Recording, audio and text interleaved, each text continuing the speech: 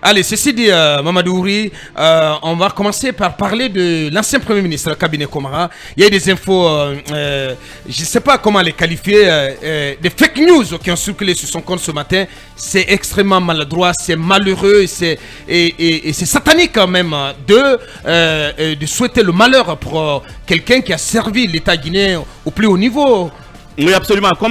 Très grave. Comme ça se passe très souvent et très malheureusement, justement, il y a cette fake news, ces infox qui ont été relayées très rapidement. Le site, le renifleur, je sais même pas, ça sort d'où ce site-là? Bon, ben, ça doit être un nouveau site, mais apparemment qui cherche à se faire, à se faire un nom. À se faire un nom, bon, bah, parce que c'est pas la seule news que j'ai entendue ces derniers temps qui ont suscité assez de polémique. Ouais. Bref, ce qui est sûr, l'infox, c'est que on disait que Kabine Komara, ancien Premier ministre, a été évacué d'urgence sur Paris suite à un AVC. Et ce qui est assez grave, parce que quand on parle d'AVC, c'est carrément la vie, la personne qui en dépend. Et surtout quand on parle d'évacuation. Et donc, Kabine Komara apprend cette infox-là en arrivant juste à Paris. Et donc, il est choqué d'apprendre que lui, il a fait un AVC. Alors qu'il est allé de lui-même, il a embarqué à bord et il est arrivé à Paris, il apprend qu'il a été évacué. Ouais. Et donc tout de suite il retourne l'information à d'autres sites pour démentir catégoriquement, ça il a dit, qu'il dément catégoriquement cette information. Il a un programme. Je vais lire intégralement Mamadou Ouri, ce message qu'il m'a envoyé à 5h50.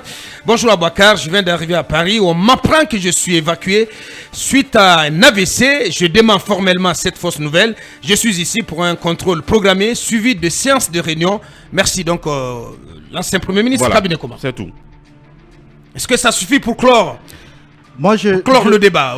Jusqu'à ce matin, il y a encore des publications assez sordides qui circulent sur lui. Il y a même certains de nos confrères qui en font un chou gras. Évidemment, il y a aussi cette catégorie de la presse qui vit de ça. Moi, j'ai échangé ce matin avec l'ancien Premier ministre Kabine Komara à 7h56 jusqu'à 8h ce matin. Quand je venais au studio, on était au téléphone, lui et moi. Il en riait, il se porte assez bien. Il a pris son vol avec sa femme librement. Il est arrivé à Paris. Évidemment, il va faire un contrôle sanitaire. Bien sûr. Par rapport évidemment à un traitement qu'il est en train de suivre concernant son genou. Son genou. Un mal de genou. Et là également, j'ai envie quand même de rappeler que l'année dernière, il était à Paris pour une opération dans ce sens-là. Donc, c'était au même moment, entre avril et mai.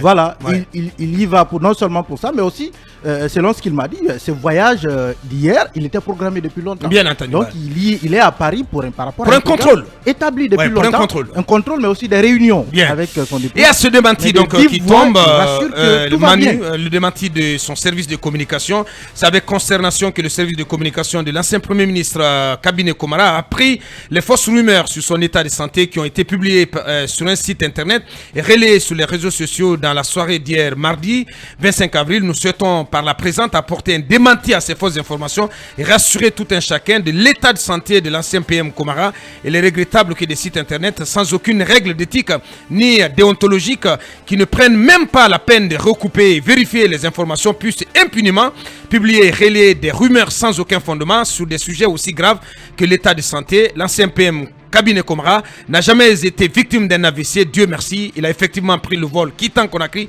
pour Paris en compagnie de son épouse pour un séjour en France qui était déjà planifié. Nous attendons une rectification, plutôt une rétractation ou une correction des fausses informations dans les plus brefs délais.